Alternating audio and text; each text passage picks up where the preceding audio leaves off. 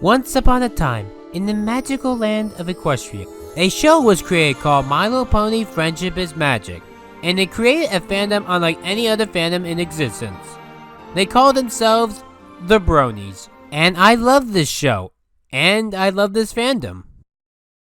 I kinda need a moment before we begin this one. This is my show. I started watching this show when I was 15 years old in 2012, and now here I am, 24 years old in 2020.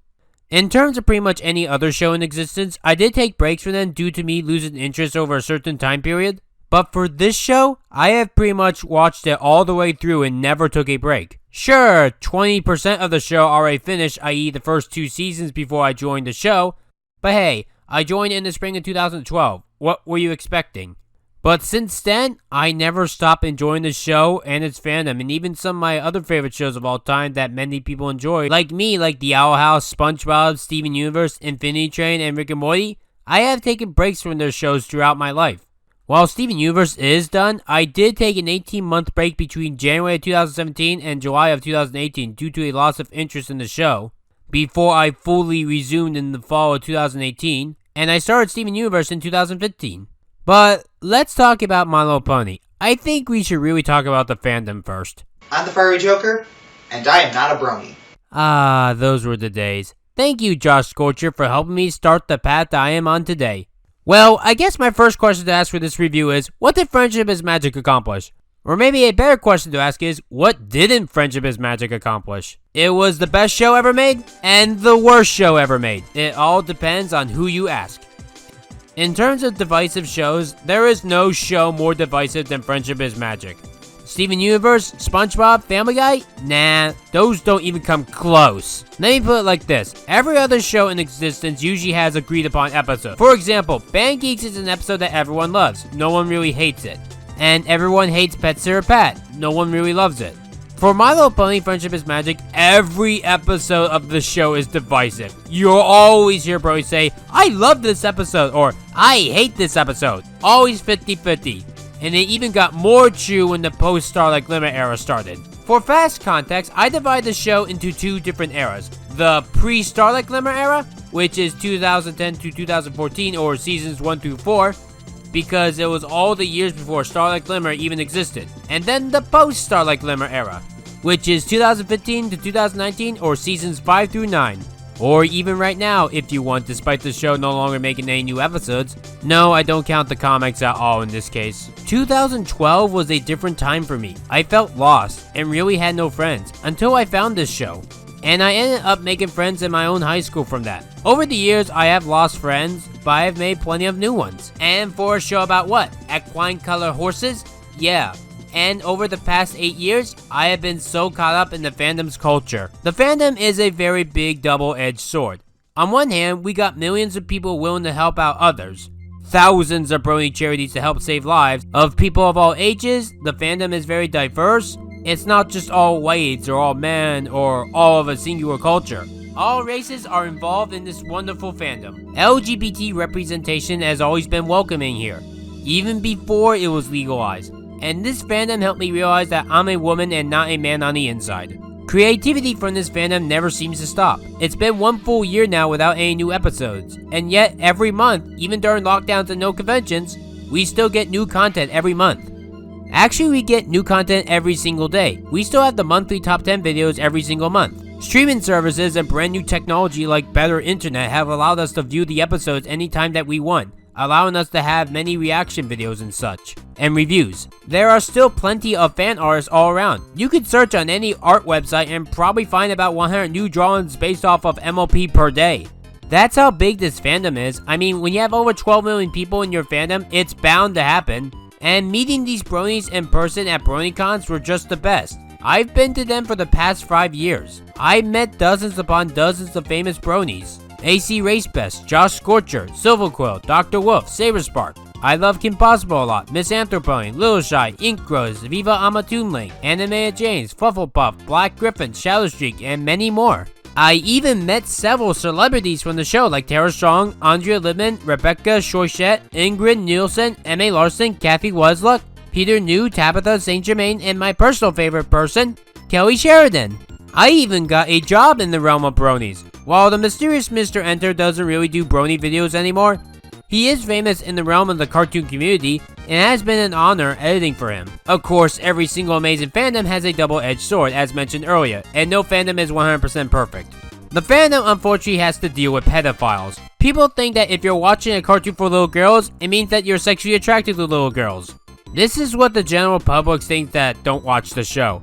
The most infamous of which is Zachary Case, better known as TheInsaneCritic, a guy who groomed minors and never got to be a sex offender or even got arrested for reasons that I could never figure out. Even young actresses who worked on the show got groomed by pedophiles. And people kept assuming that these are what bronies are, especially since the last BronyCon 2019 had a pedophile amongst the security staff there.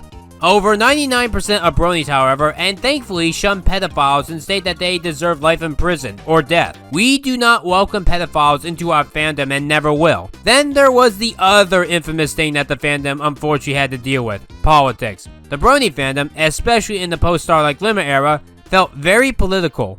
As time went on, more and more people in the brony fandom talked about politics. Either it was because the show to bronies felt like it was talking about real-life politics that they didn't agree on, or was finding politics in the show that either didn't exist or that people would take things out of context. There were even people like Louis Orchard, who lost many friends due to her toxic ways of the brony fandom, for how she said that all bronies are pedophiles or right-wing conservatives. Or both. Then also at the same time advocates for violence and believes that the best way to stop bullying is to be a bigger bully and knock them out, even if it means accidentally / intentionally killing them or even just jail time. And it went beyond that. It seemed like every brony had a stick up their asses trying to talk about political subjects whether or not we cared about them. And even after the show ended, bronies are still doing this. Actually, in 2020, I think bronies are talking about politics more than during the days of the show. Avoiding politics in the brony fandom became like a game of dodgeball, increasingly harder to do as the years went on. Especially since people started going down hard on you if you refused to tackle politics, or said that you weren't gonna vote in this upcoming election, like me. But you don't care about the politics, you care about what the colorful ponies had to talk about on friendship. Ah yes, the show itself, which is just as diversive as the brony fandom, and both the good and the bad. Maybe it's just because my favorite character in all of animation and even my favorite animation of all time are from this show, that being Starlight Glimmer, who is the best pony, and you'll know the best animation later. And a lot of bronies don't like either or.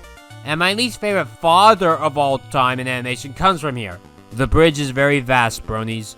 The show's love / hate for each episode is so vast and different that it is wider than the Grand Canyon. The show has a lot of trends. We got episodes like Amending Fences, which help spark real-life friendships, and had people call up lost friends and help them reconnect with lost loved ones. And it taught very valuable lessons on friendship. It was also a very funny show.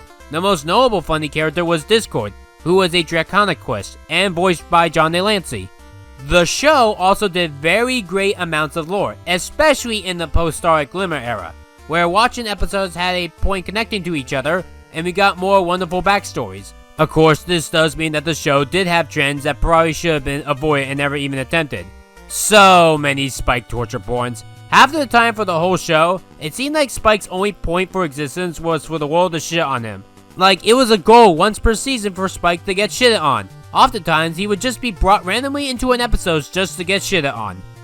Then there was the other big problem with the show. Characters will often relearn the same lesson over and over again.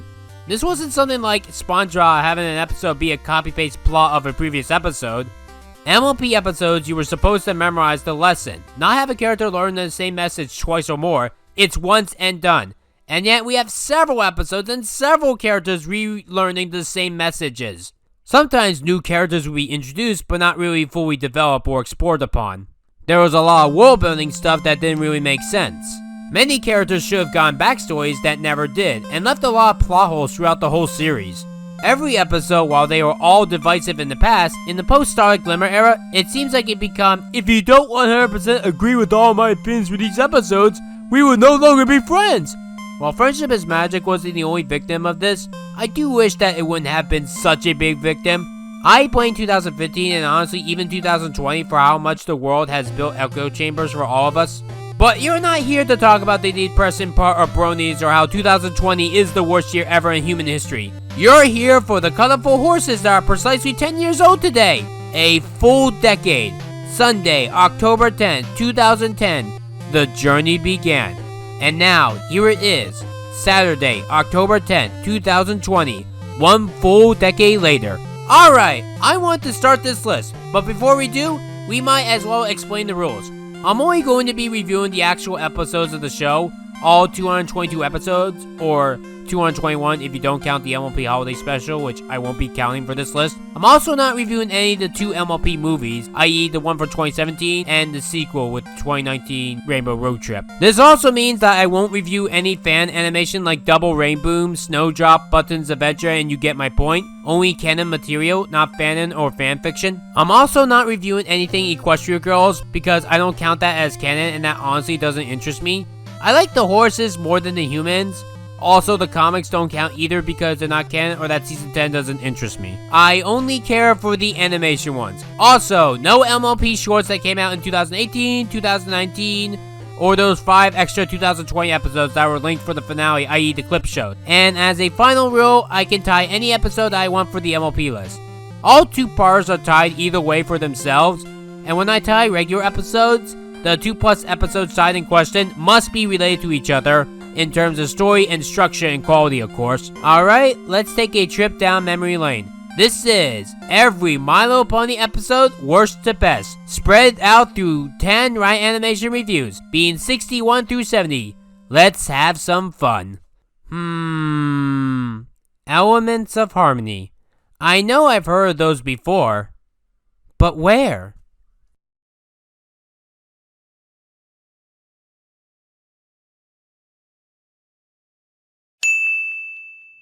One thing that is interesting to know about Friendship is Magic is that every single episode is controversial. I don't mean the message of whatever episode, though there are some like that. What I mean is, every single episode of this show, people either love it or hate it or everything in between. For most shows, people usually agree on each episode that is good/bad. For example, in SpongeBob, everyone loves Pancakes. It's hard to find people that hate it. And in the inverse, everyone hates Pet Sir Pat. It's hard to find people that love it. No other show does it to this scale. Yeah, I'm sure you can name plenty of shows that do have episodes with a huge love or hate scale like Steven Universe, but nowhere as big as Friendship is Magic. It is the most controversial show in existence in terms of like and hate. And even my least favorite episode of the series is an episode that a lot of people like, but it's honestly a great sum up of the 2010s as a whole. You have people say that this is the best decade in animation, and also at the same time people saying that this is the worst decade in animation. We had many amazing shows from this decade. We also had some shitty shows that lasted in this decade. Of course, there was plenty of other media that was controversial as well, but animation to me was the most controversial, and for pretty much all the reasons, and more the focus for today. And if you want the perfect show to showcase all the controversy, Friendship is Magic was the show for it. Sometimes it even became hard to speak up about certain episodes because people will honestly receive backlash for their own opinions. Let me be clear, I've been at this reviewing game for 3.5 years now, and I can't tell you how many videos of mine are controversial because of my own opinions. And I understand that there are people out there that do wish to fully express their opinions, but they're afraid because of backlash. Even my own personal friends have these problems. To those in fear still, don't be. It's alright to give out your own opinions. There may be idiots that get mad at you, but for the most part, that is usually what it is. Feel free to express your true self. Oh, and don't have the need to constantly say, "This is my opinion." I bring this up because my least favorite episode of Friendship is Magic is an episode that a lot of people love. And because we're at the beginning, I'm only gonna say this once. If you hate any of the episodes that I love, that's perfectly fine. And if you love any of the episodes that I hate, that is also fine. We all have different opinions. If all bronies were to rank every MLP episode, no 2 bronies would be the same at all. So with that all said, let's talk about the worst episode in My Little Pony Friendship is Magic history, a Trivial Pursuit. I love Twilight Sparkle. I think she is one of the best protagonists in all animation. If I did a top 10 best protagonists, while she wouldn't be number 1, I would definitely put her on the list. Her struggles on overcoming friendships relates a lot to me, whether it be her reconnecting with Moon Dancer after all those years, or being a social freak for being too shy, just sadly not caring enough to go out and make new friends. All of those are things that I have done, and Twilight is the one that usually saves the day like 95% of the time. And I really love her big fight with T-Rex, or how she stops at nothing to try to save all of Equestria on a constant basis. But not everything on Twilight Sparkle I love, and I never pretended that I did. One of the worst things about Twilight is what people like to call her OCD, or how she usually overreacts. Who here remembers this scene from Lesson 0? Hi, girls!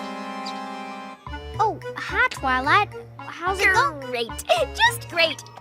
When that episode first aired, it was funny and unique because no one in real life ever thought that this calm, lovable unicorn would go 100% berserk, and it showed her slowly delving into her own sanity. While Pinkie Pie did beat Twilight to the punch on this one, Pinkie Pie usually was more hyper and such, while Twilight was more down to earth and the one in charge, so this made things more interesting and unique. However, the show didn't seem to understand that this kind of thing only works once. Because since then, it seemed like that each season of MLP tried to have one episode per season with Twilight going berserk, and it only seemed to increase towards the end of the series, when it was something that never should have happened more than once. It got annoying, to the point that the show even gave its own word for it. Classic Twilighting. Twilighting? You made me a verb? No, Twilight, the show made you a verb. Twilight at times became just a stereotype of herself, like the episode The Point of No Return, where that episode tries way too hard to recapture the magic of amending fences. And Trivial Pursuit does something similar. It tries way too hard making Twilight go Twilighting. So here's what the episode is about. When Twilight has won 2 games in a row of Trivial Pursuit prior, she wants to win again tonight for 3 times in a row, or a turkey of wins, to be the first ever pony to win Trivial Pursuit 3 times in a row. But yet, Twilight acts all annoying and ridiculous. And here's the thing. The show knew that this was the final season. Hasbro and the writers knew that season 9 was going to be the last season, and it knew it unlike other shows like, say, the original Teen Titans. So it's not like that they didn't know that Twilight wasn't supposed to not fuck up by now. That brings up another point. One joke that I absolutely hate is the authoritarian dumbass. What that means is that when someone is in charge / has power, they act dumb. Whether it be your parents, police, teachers, or even our president. And the list goes on. Guys,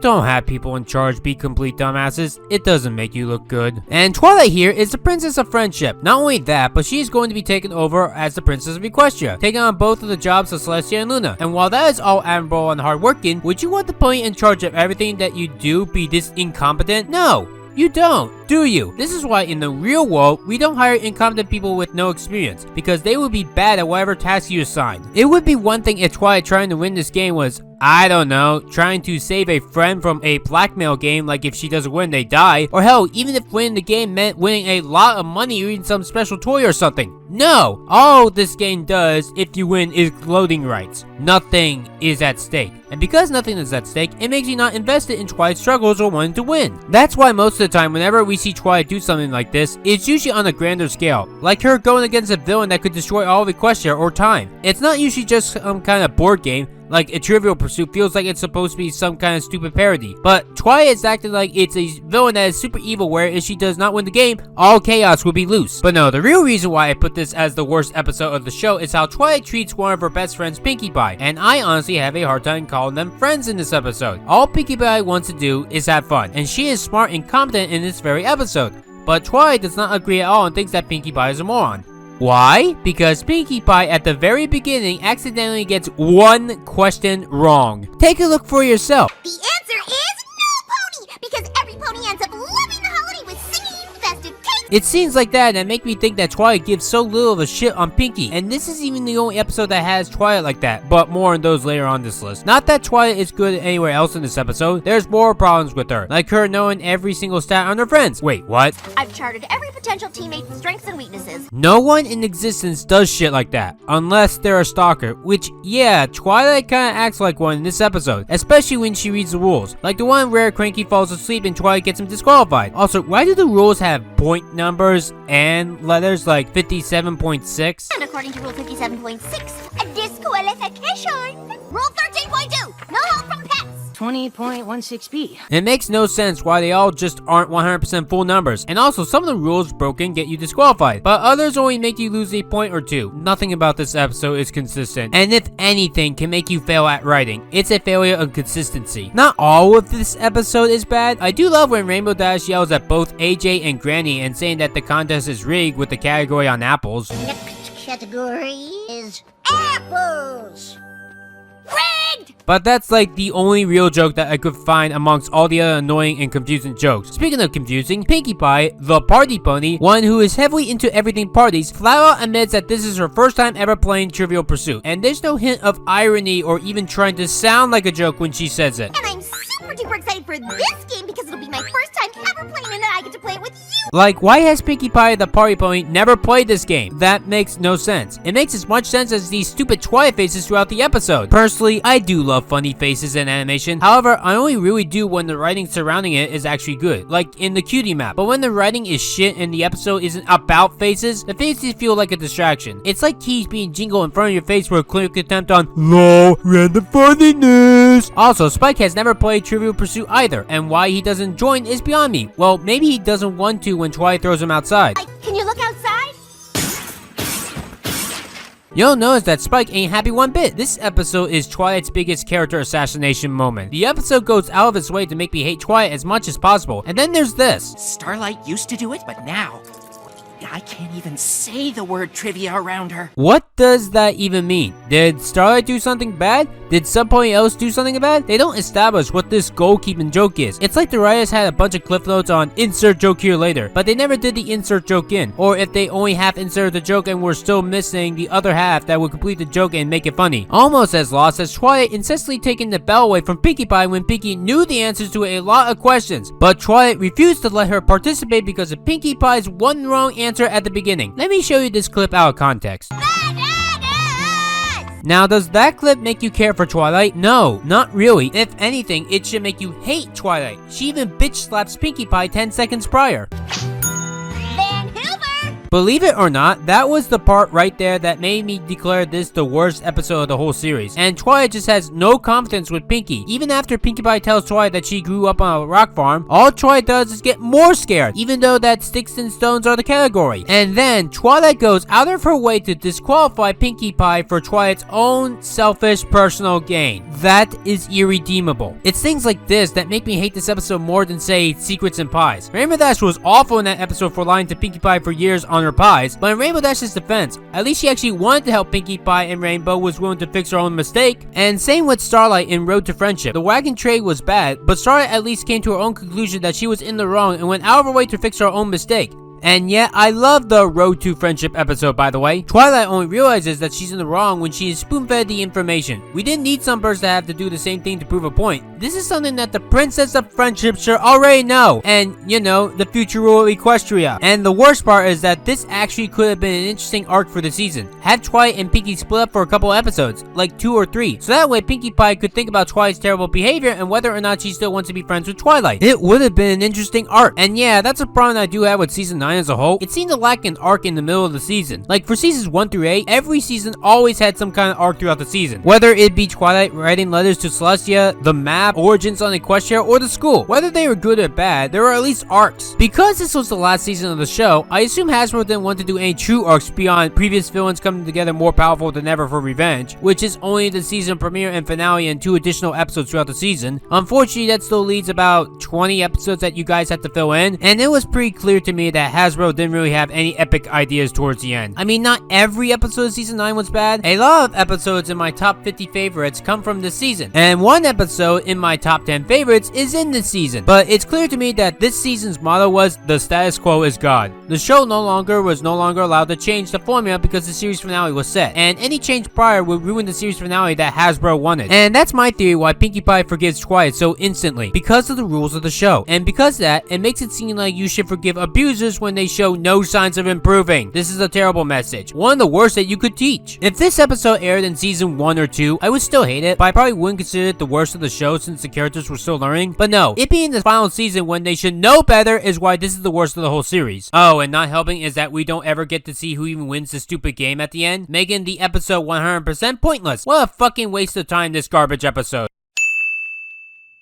Yakety Sax is the most depressing MLP episode. Hey, remember that SpongeBob Are You Happy Now episode? Well, do you want to see that for 22 minutes? No, you don't? Well, too bad, because that's basically what this is. It's Are You Happy Now doubled in length. Ironic that both Yakety Sax and Are You Happy Now are season 8 episodes of each of their own shows. When I first watched this episode and noticed that Pinkie Pie sucked at everything, I was under the impression that the lesson was going to be practice makes perfect. It's a good catchphrase, and holy shit, Google has over 1 billion results on that message. But as the episode went on, I was like, they're not gonna teach that message? No, instead Instead, the message is, I like what I love, and if you can't accept that, I'm gonna abandon you forever. Pinkie Pie supposedly has to be in the right because I have no reason why. Maybe it's to have her stop guilt tripping her friends so her friends just have to give in. I don't think this 100% destroy Pinkie Pie's character. That's why this episode is at least better than a Trivial Pursuit, but it's hard to really care about a character who ruins everyone else's lives and tries to make themselves be the sympathetic one. And seriously, why couldn't she get practice? Hell, since the Student 6 needed more episodes, why not have Yona, a yak, be good at playing an instrument and have her teach Pinkie? Or better yet, have the two learn at the same time and learn from the yaks. Maybe Yona brought it in for school for one day and Pinkie Pie really loved it and wanted to learn more. That makes sense. Instead, in the real episode, Pinkie Pie pulls this interest out of her ass. Why bring up Horseplay's message when all this episode does is go out of its way to do the exact opposite of it? Tell the truth is nice, but why is this episode's message now, do whatever it takes to stop people from crying? Oh yeah, that reminds me, this is the 4th episode of the series to teach that crying solves everything. The other 3 being A Dog and Pony Show, Baby Cakes, and Thanks for the Memories. This one is the worst out of all 4 because Pinkie Pie decided after sucking for so long without taking any goddamn lessons, she decided to move out of Ponyville without telling her friends. Oh, and not helping was that Mopeye was annoying in this one as well, though she had no good season 8 episodes sadly. I still find the ice cream joke being related to alcohol very funny, but SpongeBob did it first and did it better. I don't care if it makes you happy, Pinkie. You're ruining your friends' lives, and being happy is not an excuse to do something like a crime.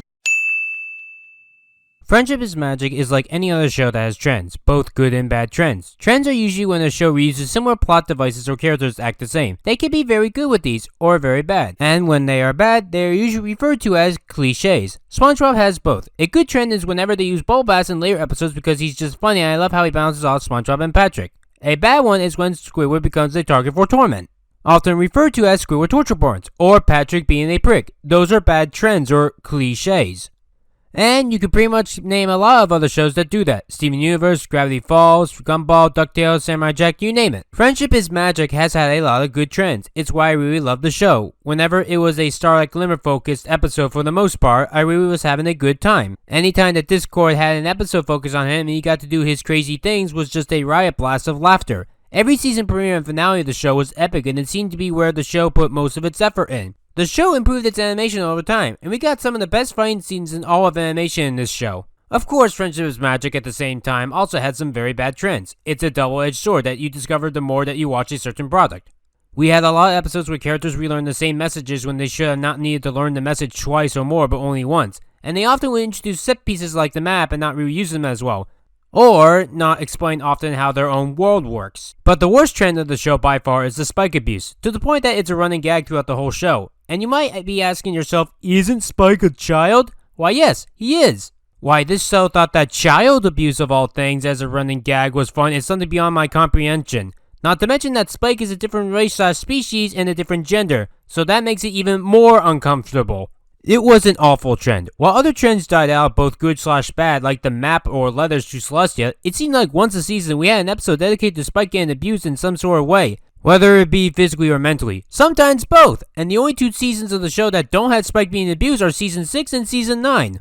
And sometimes a season with Spike getting tortured has multiple episodes in said season of him being abused. Sometimes Spike will be thrown into an episode just to get shit on, like One Bad Apple in Castlevania. And just because I hate this trend the most, we're gonna dedicate the next 5 entries on this list to episodes I hate where Spike gets abused. Each one varies in quality, so why don't we start with the one that's most stupid. Spike! Princess Spike. Now that's a name I've not heard in a long time. Oh my Princess Spike, I haven't watched you in years, and guess what, you're still as terrible as ever. Fun fact, this was the MLP episode that was my least favorite of the series for the longest time. The episode from the series that I hated the most for the longest time, until Yakety Sax took that spot, and then of course a Trivial Pursuit. And why is that? Well, basically this is like that one old cartoon gag where a character has to keep a character asleep so that they won't get punished. But they, for this episode, tripled the length of those typical 7-minute episodes. And when your plot is usually just 7 minutes stretched to 3 times that amount, how do you fill it up? You guessed it! Filler and nothing but boring dialogue. Or, in the worst case scenario, abusing Spike. Want to know the ultimate reason why Spike torture or how any torture porns are bad with other characters like Stressed Eric, Lincoln Loud from the Loud House, Meg Griffin from Family Guy, Squidward from SpongeBob, Timmy Turner from the Fairly Odd Parents, and so on? It's because it's boring as fuck, and all the comedy is predictable. Comedy is usually surprising and subversive. It's not usually funny when you can see the joke from a mile away and guess what happens and end up being 100% right. Like the dragon sneeze trees, only to exist here to make Spike miserable. But do you want to know the worst part about this episode? Princess Cadance of all things. I wasn't expecting to hate her this much upon rewatch, but no, this is definitely her worst episode. Spike, I'm concerned you might be abusing your relationship with Twilight. You have no right to say that, Cadance, when most of the Spike torture points happened before this episode. In fact, the next entry is definitely before this one. Hell, 3 out of the 4 next entries all come from before this episode. Not helping is that the ponies that ask Spike for advice are idiots. And made even worse is that they're all clearly adults. Hell, they're adults meant to be older than I am. But they act like children, like not learning what sharing is. Also, Cadance, please tell me why you didn't send Twilight home, or hell, to someplace quiet to sleep? Yes, Cadance, brilliant idea to have Twilight to sleep right next to a construction site. And not to tell any pony else that she needed rest. Also, notice that when Spike was taking advantage of the power that he had, he was doing good. But when he was doing the right thing, everything went wrong. And the ending scene is especially awful. Did you know Spike originally was gonna sneeze the gems down in the original draft? Fuck this episode. Dragon Quest. You knew this one was coming. The Dragon Quest video game was better. I'll spare you most of the details in this episode, like Fluttershy being scared of dragons at the beginning again, even though she got over her fear in a previous episode, and just skip right to the big part here. The message that this episode wants to teach is that boys can do girly things and that is a good thing, and I 100% agree with that. But the episode also then says that boys doing boyish things are awful, and let's not forget the most infamous line in the whole series. I don't act like other dragons? Oh, not even close. But why would you want to, Spike? People kept saying that this was a metaphor for sexism or racism, and here's the real kicker, it can actually be both. This right here is what we call an unfortunate implication. The message of this episode is boys can love girly things, which is true, I should know. I was a boy when I first watched this episode and loved what was technically a girly show, not for males in between the ages of 13 through 35. This episode is worse when you realize that later seasons actually do have better written female dragons. It makes me question what the point of this whole episode is. This episode is crucial to dragon lore for this show, and why at the same time it is some of the worst lore in any piece of media. To say that How to Train Your Dragon writes dragons better is an understatement. See, dragons are supposed to be on the same level as ponies. They're both more or less supposed to be humans in our world. No Equestria Girl Spike the dog doesn't count. In this episode, Twilight flat out says this. Ponies know next to nothing about dragons. Apparently they're too rare and too scary to try to talk to or study. And yet, you apparently know their migrations, where they live, and were able to take care of one for most of your life when a magic school gave it to you for an entrance exam. So how did the school get that dragon egg? Did they know that this was a dragon egg? And even worse is that they choose despicable characters to represent dragons. You know, Garble, a guy that thinks that smashing bird eggs and killing innocent creatures are fun. And then there's also the stereotype of how boys love burping. And dragons in this episode are used as the boy stereotype. Oh, and Spike has a baby Phoenix for a pet named Pee-wee, but this is literally his only episode, and it's revealed by Just for Psychics that he had to let him go, while the rest of the main 6 get to keep their pets. This is worth knowing that Lauren Faust did help create this episode, and dragons as a whole in this show. I don't really like shit-talking people on my channel, despite my reputation, especially when it comes to people that I actually love, and who I have met in person, and I did have a really great time meeting Lauren Faust last year at BronyCon, but there's no way to sugarcoat it but say that Lauren Faust is sexist. See, she once wrote a Powerpuff Girls episode Equal Fights, basically an episode with a feminist villain named Femme Fatale, who was evil because she was sexist, and the episode explains the correct ways for feminism. But Lauren hated that episode because she thought that it was a bad portrayal of feminism, even though I thought it was great at feminism and is in my top 10 favorite Powerpuff Girls episodes. Meanwhile, Lauren Faust created DC Superhero Girls, one of the most sexist shows of all time. Basically, it's Dragon Quest, but for a whole show and not one episode, including an episode that I did a Ryan Animation review on called #CrushingIt, where our female superheroes thought that the best way for one of their super friends, Diana, to stop having a crush on the boy was to kill this innocent boy, who was also going into the military service. And it's sad seeing Lauren falling like this. There's a reason why Dipper vs. Manliness from Gravity Falls is a much better version of Dragon Quest, because it doesn't have this feminist bullshit. Elevating women is great, but not while you put men down. That is social vengeance right there. And I really can't end this entry/episode off any better or even word it any better than what Josh Scorcher said. So I'm just gonna play one of my favorite clips from him for ya here. Dragon Quest isn't the only episode of MLP that does this. There are several other episodes in the show where harmless, socially boyish behavior like being louder or more rambunctious is oversimplified or downright belittled. I do like that this show is elevating women because girls need positive role models and good representation.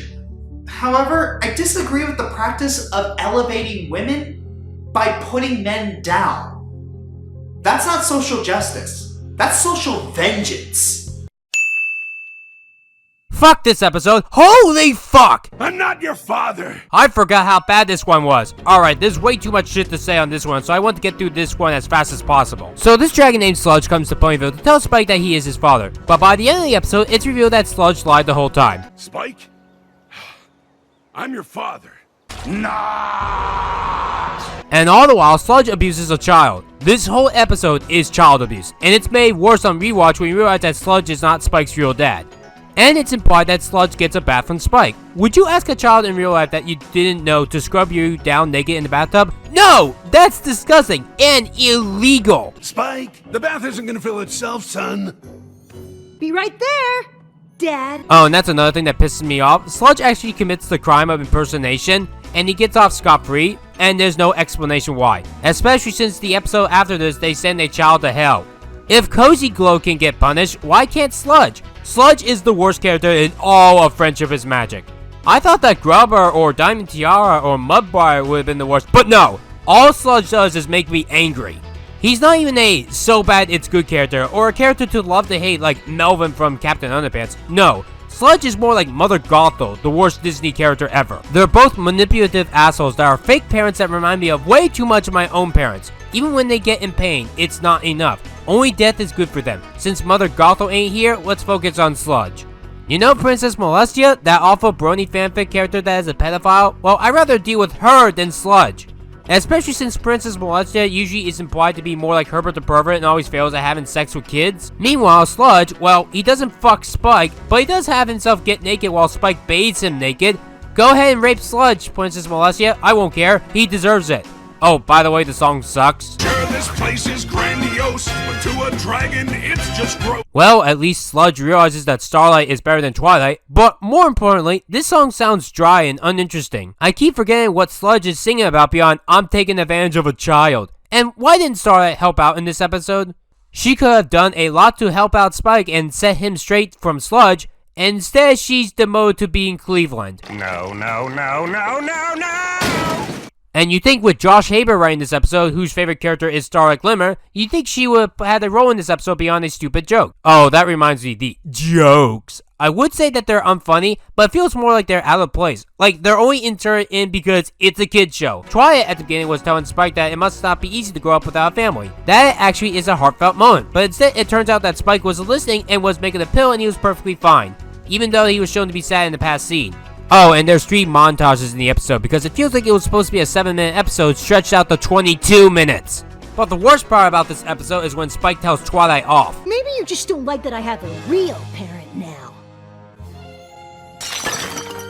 That is just cruel. Twilight did nothing wrong in this episode. Hell, she was supportive of both Spike and Sludge. She only got curious when Sludge took advantage of him. Yes, there are episodes that Twilight doesn't care about Spike, like the previous entry and the next entry on this list. But Twilight does care for Spike in this one. Why is this the episode where Spike tells her off? Wish he wasn't such a dragon. Of all ponies, I can't believe you would have a problem with that. The only reason why this is 5th worst and not lower is because I don't think there's really a bad moral or any good characters written out of character. Hence why Princess Spike and Dragon Quest are still worse. But still, this episode just has nothing going for it. Oh, and by the way, since Sludge is not Spike's real dad, why did he come to Ponyville? We never get that explanation and it's still a mystery to this day. Almost as big as a mystery as to why he never goes to prison. I don't normally bring up fanfics, but this time it deserves it. My friend YodaJax10 made a fanfic called Father Knows Beast Aftermath. Basically, it shows Princess Celestia flaming his ass and he orbits the sky. Point being, Sludge gets some sort of consequence. Instead, in the real episode, a predator gets his way. What the fuck? I'm not your father! The worst season of the whole show is Season 1. Season 1 is the worst season of Friendship is Magic because it was when the show was trying to find its footing. The animation was also at its worst here because there really was no budget at the start and did not really get that budget until really Season 4 or Season 5. Most notably, the post-Starlight Glimmer era is when the animation improved vastly, and Season 1 had other problems.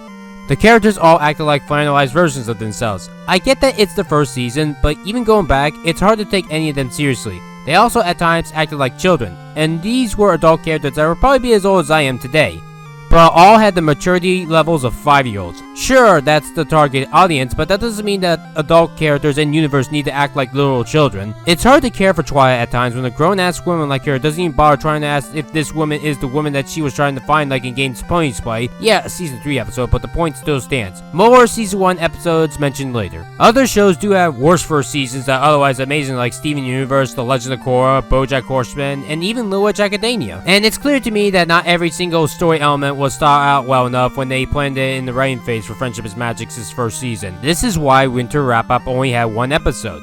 And the episode never answered the question why they actually had to have winter, a season that no one likes, when the ponies in this world have the ability to control the weather exactly how they want it. And in short, no need for snow. There were things like Stairmaster, where not only did it question if the Everfree Forest is dangerous or not, but also at the same time question if it really is so dangerous, why is it so easy to get in there? And why is there no fence to protect ponies from the outside from things inside? And it showed that it's easy to get stoned in there. Not to mention, it also raised the question if the Everfree Forest is scary, and Fluttershy hates scary things, why does she literally live right next to it? I'm pretty sure there's an explanation to this whole thing that may or may not make sense, but because there is no explanation, it tells you that the writers did not think everything through when planning out this whole show. And there's a lot more that I have to say what I don't like about season 1, but I figured that it's best to talk about my problems with season 1 mostly in a single episode. And with it being the worst season of the whole show, I figured it was best to at least put 1 episode from season 1 in my top 10 worst episodes of the whole show. So I think it's best to talk about the worst season 1 episode now before we go anywhere else. Spike, you know, assistant number 1. I'm Spike. Oh yeah, season 1 had a lot of shitters, and this is the shittiest one of them all. Presenting All Is Well That Ends Well. One of the worst things when it comes to Spike's abuse is how Twilight treats him. Whether Twilight is his mother, his older sister, whatever you call it, she abuses Spike. Did you know that despite the fact that Spike is a child, Twilight constantly leaves him alone? This isn't even the only episode to do that. Stairmaster does the same thing, and she got stoned in that one, and Spike presumably was left alone that whole day wondering where the hell Twilight was. At least, I think he was, since he wasn't in that episode. So, in All Is Well That Ends Well, we get this line. He's probably just jealous of Owlicious. Replace him? Ha! That's crazy. And even though that Twilight later in the episode accuses Spike of jealousy, and she apparently knew that the whole time. You've let your jealousy get the best of you, Spike. So not only did you know that he was jealous, but you never confronted him on this. This is Twilight at her absolute worst to treating Spike. And also, you, Twilight, left a wild animal into your house without checking it. Like for rabies and shit. A wild animal. Who the hell does that? Yes, Fluttershy has wilder animals, but I'm pretty sure that she takes care of them and vaccinates them. Yes, kids, bring in wild animals at random that you love. If you love this gigantic grizzly bear, you should totally bring him into your house. Why couldn't Fluttershy just give Twilight the owl? Owlicious didn't have to come in at random. Hell, Fluttershy gave Rainbow Dash her pet Taurus tank, so why couldn't she do the same for Twilight? Maybe Spike feels threatened or worried that Owlicious will replace him. It's just that sometimes I need some help at night. Which is exactly why Owlicious helps during the day. Did you proofread this episode? This episode has the worst comedy of the whole show. Yes, even worse than Magic Duel, which we'll get to soon. Could it get any worse? I guess that's a yes. Wow, I only heard that joke like everywhere else in existence, but nothing beats this shitty joke. Spike, you know, assistant number 1. Get it? Owls, when they talk, sound like they're saying the word who. Top-notch comedy, even though the episode literally after this one was Party of One, the funniest season 1 episode. And Spike apparently needed to learn a lesson at the end, and even has to write a letter to Celestia on it. Gee, I think I know what I would write if I wrote it. Dear Princess Celestia, today I learned that Twilight is 100% okay with child abuse. You know what this moment is missing? A musical number! That'll make everything better! The dragon is the finest creature ever. Could this get any more stupid? Or you might need help breathing. Breathing? Hey, remember in the previous Dragon episode in MLP Chronological Order how they said that they didn't know anything about dragons? Well, I'm glad that you remember because this episode forgot. According to the Spike the Dragon Code, I owe you a life debt and must serve you. You know, here's an alternate idea. How about after Spike learned that his race was racist in Dragon Quest, what if Twilight tried to make it up for Spike after him being sad? Yeah, it wouldn't fix that episode, but at least fix future episodes. Instead, this episode makes it seem like that both Twilight and Spike know a lot about dragons. This is Dragon Code we're talking about. Surely you know how important the Dragon Code is to a dragon. Yeah, I get that it might be important, but this is the first Dragon episode after this. Ponies know next to nothing about dragons.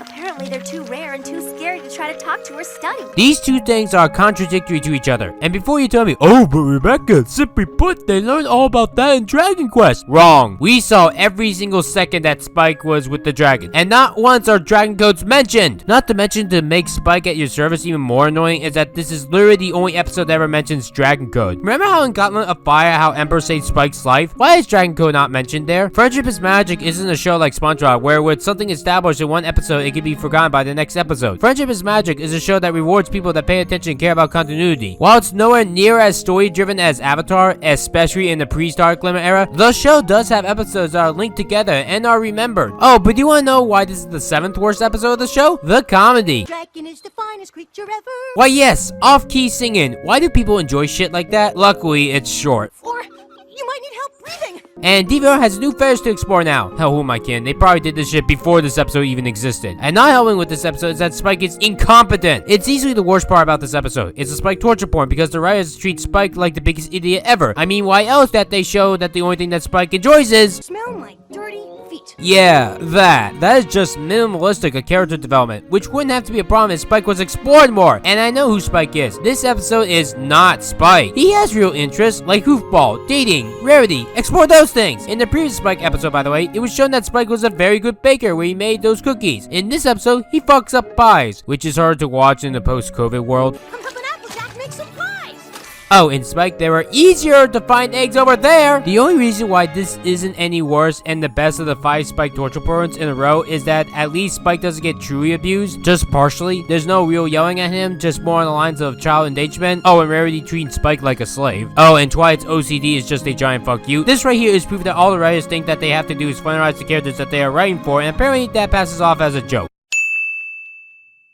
Friendship is Magic is a show that teaches morals on friendship, and it teaches its morals very well. Beyond that, it teaches some of the best lessons in all of animation, and it really even speaks to adults, despite the show being aimed at children. This show is the real reason why I started to make friends in real life. We had amazing morals like in All Balled Up that taught the message that you shouldn't hide your feelings and you should always be honest to your friends because keeping your emotions all balled up, no pun intended, is bad for your mental health. There's also Amending Fences, which proves that even long lost friends can still be friends after all these years of no communication, and that trying to make friends is always an amazing thing to do. The Last Problem also has a similar message where no matter how much time passes, if you put forth the effort to keep in touch, your friendships will last forever. Of course, not every episode can have good messages. As I've established in my top 25 worst songs in animation list, a show that has a song per episode is bound to have at least one bad song. It's the same thing with morals. A show where every episode teaches morals on friendship is bound to at least fuck up one or two or more of its morals. I already talked about a couple of the bad messages that this show has taught, but I never did talk about the absolute worst moral of the whole series. So I think now is the best time to talk about the worst moral of the whole series before we move further on this list. Oh boy, I bet you forgot about this episode. It's strange because no one really talks about this episode, and for good reason. This episode is awful. So the episode teaches the lesson that going to the authorities for help is a bad idea. You should take the law into your own hands. What? What the fuck? It's wording like that feels like the moral belongs in 2010's Family Guy.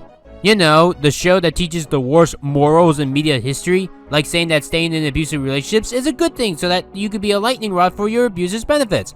Oh, and that pedophilia is a good thing apparently. Alright, let's break down this moral that One Bad Apple wants to teach. What this message is kind of teaching is like an advanced moral. The normal moral that kids shows usually teach with this lesson is, tell your parents or authority figure to help solve your problems, which is a good important message to teach your kids. I've seen shows like Arthur teach this. However, the reality of the situation is that not all adult figures will help their kids. Whether it's because the adults are incompetent, busy, or just flat out don't care. But the message that One Bad Apple teaches is that even trying to ask for help is a bad idea. We don't know if Applejack would have helped Apple Bloom or not with Bab's seed. I like the idea on how the episode wants to teach that you do need to do things on your own in life, but they skip the step on even trying to ask for help. And because of that, it makes it seem like people in charge like police officers or your parents or teachers or guardians, angels or whatever are a bad source of help and you should just do everything yourself. This is a terrible, terrible lesson that you should never teach. I think this is a worse moral to teach in 2020 than it was 8 years ago when this episode first came out. Especially earlier this year on how people wanted to get rid of police officers altogether. What are we gonna do? Well, if you got rid of the police officers, all chaos would be loose, crimes will be rampant, and no one will stop them.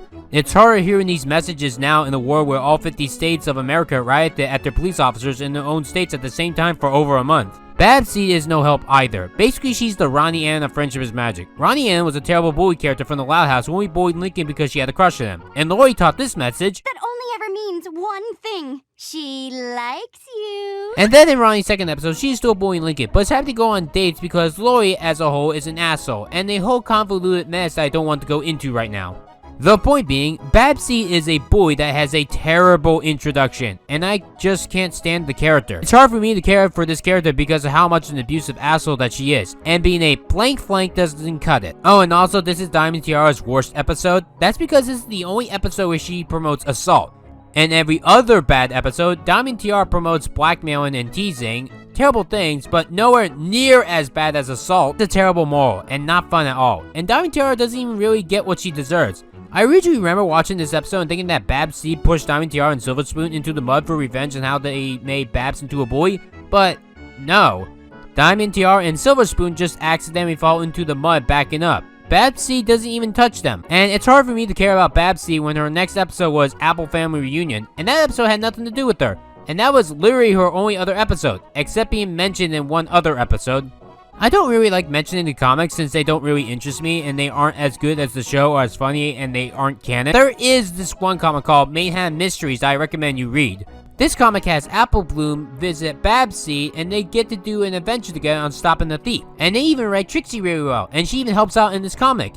This comic came out in 2014 by the way, and they even referenced the first ever MLP episode with the lock being 4/14/84. It's a fun comic and Trixie has a great interaction with Babsy. And it even has an excellent redemption. Trixie is better here than when she was in Magic Duel. And speaking of Magic Duel, why do we have 3 episodes in a row from Season 3? 3 in a row from the same season, all in the top 10 worst. And Magic Duel is in chronological order with one bad apple. No, seriously, right after one bad apple, it's Magic Duel. Alright, Magic Duel gives me way too much to say. Shit. So I'm gonna try to get through this one as fast as possible. And who knows, maybe someday I'll talk about this episode again. Hopefully not. So this episode just fails at everything. Hey, let's have Pinkie Pie's mouth removed, but have her still do annoying sounds despite no longer having a mouth and she is not mute. There's a picture here of that necklace Trixie wears. Let's have a minute and a half long tedious joke on Fluttershy not being able to speak. Let's have Trixie be a terrible villain and not imprison Twilight's friends, even though Trixie really hates them. Let's have Trixie literally abuse children and come up with terrible jokes / logic with them. Wouldn't it be faster if we had some wheels? The great and powerful Trixie doesn't trust wheels. One thing that's great about reviewing shows after they have ended is that you can 100% gain knowledge on shows and no longer have to speculate. So now that the show has ended, I was waiting to see what Trixie's joke meant because they don't explain it in this episode, but I figured that they would in a later one. But nope, I ended up being disappointed because they never even tried to explain it in a later episode. If Trixie just said, "Wheels make it too easy, I want you two to suffer more," it would still have Trixie be awful, sure, but at least Trixie's logic would make sense! Why doesn't Trixie trust Wheels? There is no explanation to this line. I call it a joke, but Celestia forbid me for I have failed to find the humor in this scene. The episode is more or less written as Trixie gets her revenge on Twilight Sparkle, and as a first draft, I think it is nice, but as a final draft, it fails at everything. Look at this scene. When it comes to magic, it would be tragic if some pony licked me, especially Trixie. You saw that, right? Zecora magically put water in that cup. How did she do that? It seemed like it was evil enchantress magic. You know, the thing that Zecora was accused of in their first episode, Bridal Gossip. So that tells you that the racist ponies were right. That's not a good thing. Wanna know what else is not a good thing? Trixie making up her sob story. Yeah, you see how in the flashback, Trixie is showing the thing? Well, notice how all the ponies are laughing. That's not how they did it in the actual episode. Oh, by the way, nice way to give advice on stopping an evil dictator through rhyme. And there's also that dome. Alright, let me get the obvious line out of the way. Simpsons did it! I know that saying Simpsons did it is overdone, but there really is no other way to describe the dome in this scene. Except for that TV show Under the Dome. It's a rip-off of the Simpsons movie, and nothing new added to the idea. But more importantly, can't anyone break the glass, throw a rock at it, have unicorns use their magic, teleport to the other side? How about even lift her up? Hell, if they're all trapped, can't they beat Trixie? I get that one-on-one they would lose to Trixie, but not if all of the ponies of Ponyville came together to stop Trixie. They could have easily stopped her. I have problems with the amulet as well. This Alicorn amulet is supposed to control you when wearing it, but it's shown that Trixie has full-on self-control when wearing it. She is 100% self-aware that what she is doing is evil. Oh, and by the way, why is it called the alicorn amulet if it doesn't turn you into an alicorn? And don't give the excuse that Trixie can't become an alicorn through extra magic. We saw that Kozuko can become an alicorn with extra magic, so the same thing should happen to Trixie. Other bits of humor fail. Horses don't have nails, at least not the ones in Friendship is Magic, and even if they did, they wouldn't be the same color as their hooves. Look at your own hands. Your nails and skin are not the same color, but Fluttershy, a yellow pony, has yellow nails. Also, she sounds pretty hostile to Twilight. Anything happens to them, Twilight, so help me. Wow, that is not Fluttershy at all. That was just straight up cruel.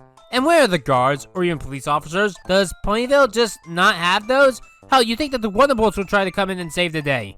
And after all of the bullshit that Trixie puts Twilight through, Twilight forgives her. Why? No, seriously, I need to know the reason why. Is it because she's a unicorn? A lot of bronies are divisive when it comes to all the redemptions on this show, but Trixie has the worst redemption, period. Because Trixie gets away with child abuse, and a whole bunch of other fucking shit, then she gets in no trouble at all. And why was Trixie on Pinkie Pie's rock farm? What was the point of that story? So, my final thoughts? You can forgive me, can't you?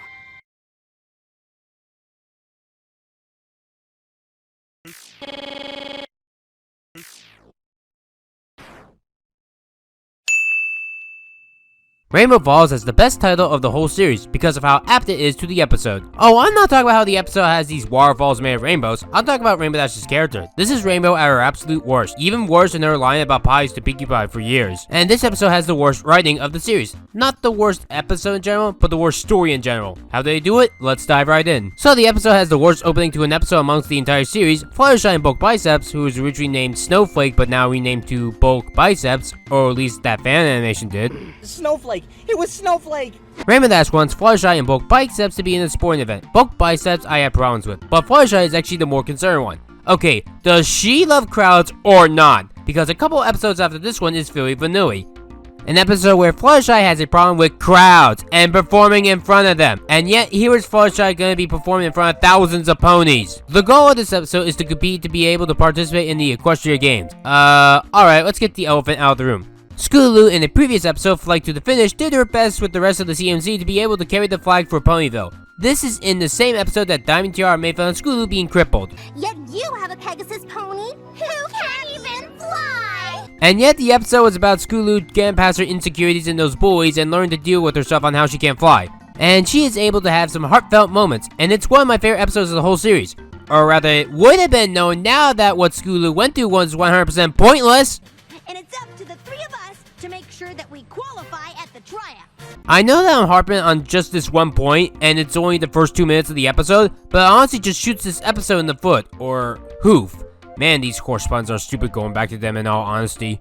If this episode was supposed to air before Flight to the Finish, then why didn't this episode air before Flight to the Finish? So I have to assume that this takes place afterwards now.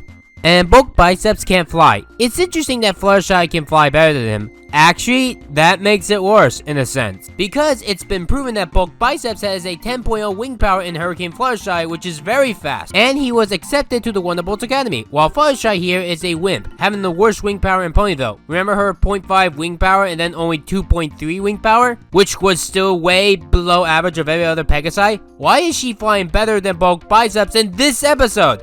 I understand if he was injured, but he's not. So it's been said that in Ponyville there are about 4,000 ponies. Why did Rainbow Dash pick these two ponies for the race? And why is it so easy to get a replacement later with derpy hooves? And may I remind you of the episode Hurricane Fluttershy. Calling all Pegasus ponies! Meeting tonight!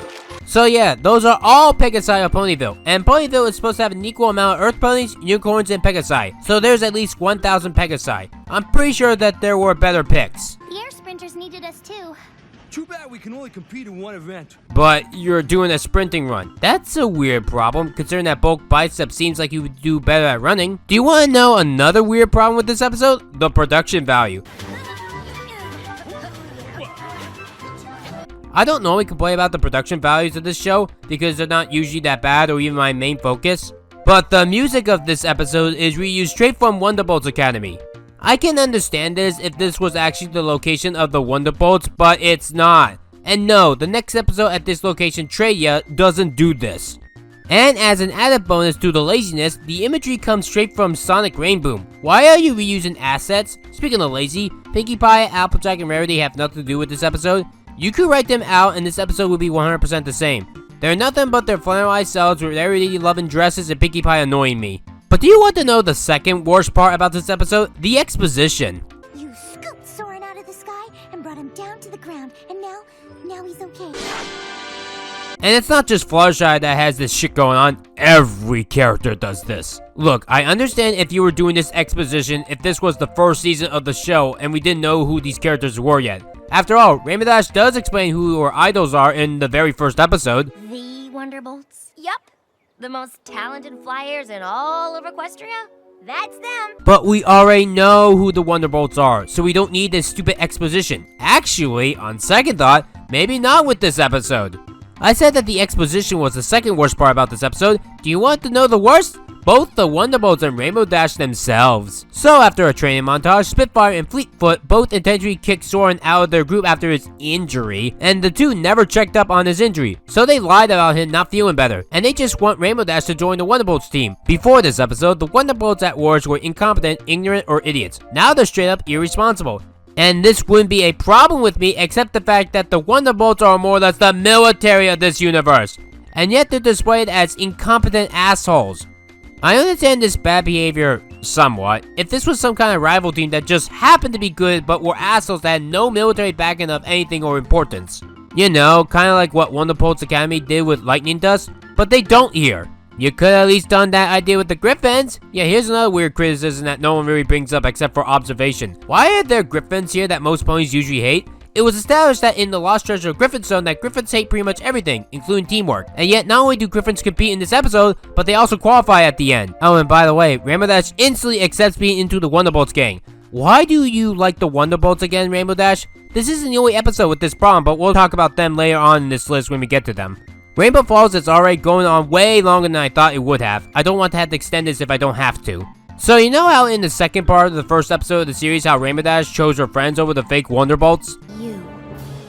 Thank you for the offer, I mean, but I'm afraid I have to say no. Yeah, not only is Rainbow Falls a blatant rehash of that mole, but she learned that mole in 30 seconds. Do you know how long it takes Rainbow Dash to learn the same lesson here in Rainbow Falls? Over 10 minutes. And that's actually a problem that I have with Friendship is Magic as a whole. I said that Spike abuse is the worst cliche of this show. But a close second would have to be the same characters learn the same morals over and over again. And there's a reason for that. When we teach people how to do something once, we expect them to learn it the first time. There are some things in life that we might need to relearn every once in a while, but if we had to keep relearning the same thing over and over again, we would be idiots, and we wouldn't be trusted with anything. We'd be viewed as incompetent, untrustworthy, and rude. They want me to fly with them! It's like a dream come true! Oh, that reminds me, even Twilight can't knock some sense into Rainbow Dash. Pinkie Pie won't have any pony to cheer for. Yep, the only words of encouragement are disappointing her friends in the moment. Not about your honor or caring about all of Ponyville back home.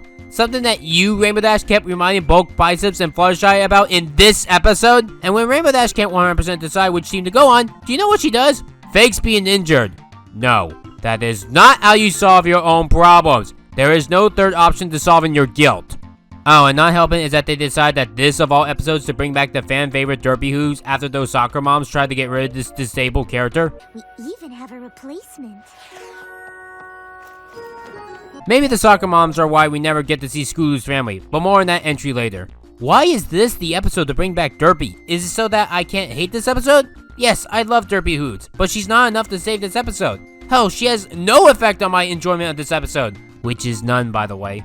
And why is this a key episode? Yeah, this episode was not one, but part two overarching stories throughout the season. The Equestria Games and the Key story. We already had a better candidate for a key episode earlier this season, Daring Don't. And the episode's moral was, you can't always trust your idol, which is a good thing considering the current world of idols, and it was a world that was not taught often in kids' cartoons, or hell, in general. I always found it odd that all the key episodes had to be in the 2014 set of episodes. Why couldn't any of them be in 2013? And we had at least 7 episodes in 2013 alone. You'd think at least one of them would have been a key episode. Media doesn't usually teach the world that your idols can be bad, and that episode was all about trust. Here, in this episode, Rainbow Dash's idols are awful, and it makes you question why she wants to be a Wonderbolt. Would you want to be a Wonder Ball after how these guys treat Rainbow Dash and Soren? No, you wouldn't because of how vindictive they are. Oh, and when Soren gets back on the team, he's not even pissed off at all that Spitfire and Fleetfoot tried to replace him. Oh, and the first 4 teams to qualify doesn't count when in the end 5 teams then qualify. What is the whole point of numbers? Anyone else think that this episode felt like a fanfic like Double Rainboom? Because that's what this episode is to me. Double Rainboom, but canon. Anyone else prefer if this was a Gravity Falls crossover? And that will conclude the first of these 10 videos. 9 to go. And this was also possibly the shortest of them all. Oh boy. But that's all for today. Next time, the episodes start getting better. Actually, no. Part 2 is when we still deal with the rest of the crap from this show. But just not bottom 10 material. So it gets a little better, but not much. Then again, 20% of the episodes from this show are crap. While 80% of them are good/amazing. Happy 10th anniversary to My Little Pony Friendship is Magic, my favorite cartoon of all time. See y'all in the next Ryan Animation review. Star Giant Productions out. Brohoof!